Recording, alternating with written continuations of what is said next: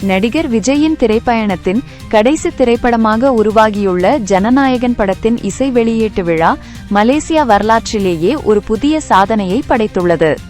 விஜய் ரசிகர்கள் அதிகமுள்ள மலேசியாவின் தலைநகர் கோலாலம்பூரில் உள்ள புக்கிட் ஜலீல் தேசிய மைதானத்தில் தளபதி திருவிழா என்ற பெயரில் இந்த பிரம்மாண்ட விழா நடைபெற்றது.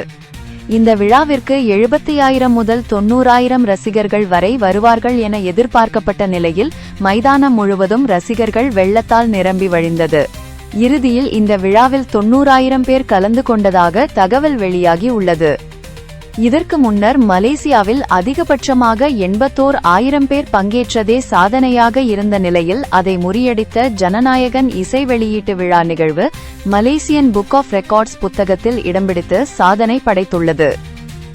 இந்த விழாவில் ஒரு முக்கியமான விஷயம் கடைபிடிக்கப்பட்டது. ஆடியோ வெளியீட்டு விழாவை அரசியல் நிகழ்ச்சியாக மாற்றக்கூடாது என்று மலேசிய காவல்துறை கடுமையான அறிவுறுத்தல்களை வழங்கியது.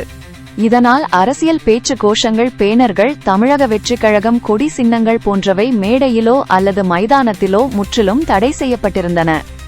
இந்த சாதனை மூலம் இந்திய சினிமாவில் அதிக ரசிகர்களை கொண்ட நட்சத்திரங்களில் விஜய் ஒருவராக மீண்டும் நிரூபித்துள்ளார்.